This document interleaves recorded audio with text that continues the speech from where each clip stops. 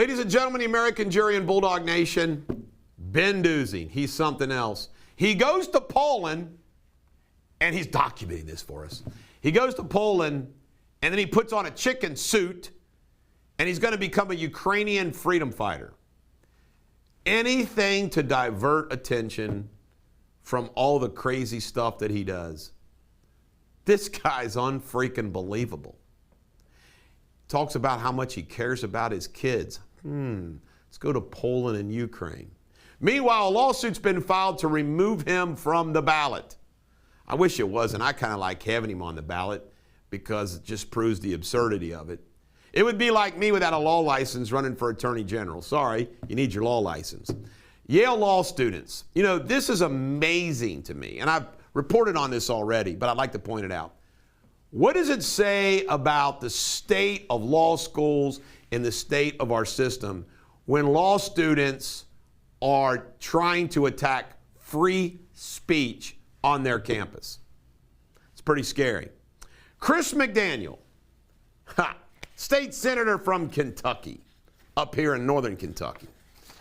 This guy says in Senate Bill 195 wants to allocate $50 million of Kentucky taxpayers' money to go to Ukraine refugees that settle in Kentucky for free tuition and other business. They hid this bill in a shell bill they originally titled Technical Correction when it was filed. Then they snuck in this language and whizzed it right quick through committee to the Senate floor. Chris McDaniel's a Republican. Now you know why we need more Trump Republicans instead of these rhino Republicans and swamp creatures. This is what happens. They're as bad as the Democrats. Good old Chris McDaniel. I got an interesting email from somebody regarding to the murder of Jordan Morgan by Shannon Gilday. He was a Bernie Sanders supporter, they report to me. The liberal media posts the tragedy and leaves out the facts that the shooter was a liberal nut. Was he? And if so, why wasn't it reported?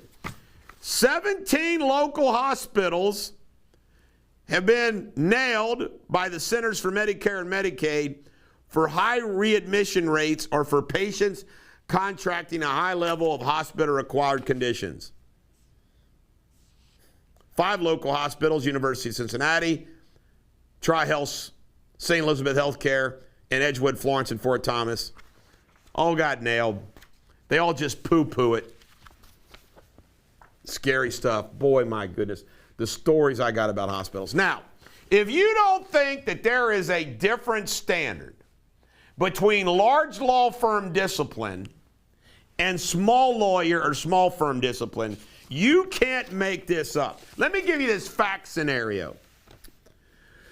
Mager was representing a client in a divorce when she had sex with him at her home.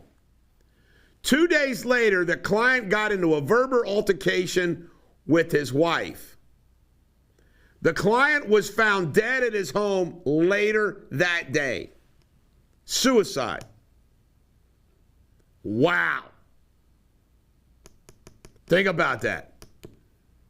Her sexual misconduct led to the death of someone. The recommendation? 6 months suspended, which means she won't stay, which means she won't be suspended a day. Ladies and gentlemen, the American jury and Bulldog Nation, all my battles against the bar were aggressive fighting for my clients. This woman at TAFT, a large Cincinnati law firm, led to the death of somebody. The death. Her client killed himself. Nothing. Nothing. Butler County Auditor, the Supreme Court Commission recommends not be suspended from public office while under indictment for misconduct with your money. Kentucky, there's a story out, Courier Journal last week. Lawyer misconduct charges may be public. And there's this great debate on whether or not they should all be public or not. It cracks me up. Mine were all public anyway. Nobody had more publicity than I did. The idea is that if you get a false allegation against you, why should that be made public? Anyway, I don't know. Social media bias. I have to read this. This may not kind of be super law connected, but I know this is going to make Josh Wentz just fall on the ground laughing. Stephen Johnson, an information technology professor at the University of Virginia McIntire School of Commerce, told USA Today, drum roll please, I know of no academic research, focus, academic research, that concludes there is a systematic bias, liberal or conservative, in either the content moderation policies or the prioritization of content by algorithms by major social media platforms. Who believes that horse shit? You freaking believe that? I am unaware. I bet you he was smoking his pipe when he was doing that interview.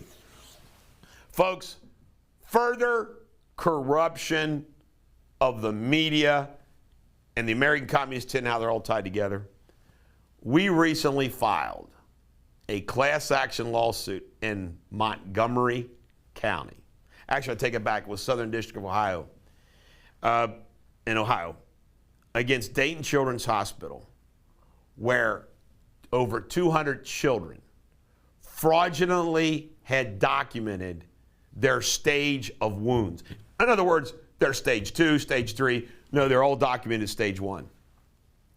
Not one mainstream news outlet picked that up, despite it being sent to all of them, including the Dayton Press. The Dayton television stations, the Dayton Daily News, all were sent a copy of it. Not one single story. You don't think Dayton Children's Hospital doesn't own them, just like the Cincinnati hospitals don't own our media? The media sucks so bad. You know it. I know it. I want to just put out the old signal there. Dr. Mark White, a DO, not an orthopedic, a DO, an osteopath from Franklin County, Ohio. If he took care of you and you had some issues with him, please email me at eric@ericdeters.com. I got some information I'd like to share with you. This is the Bulldog. Every dog has their day. Ben Dusing. Something else.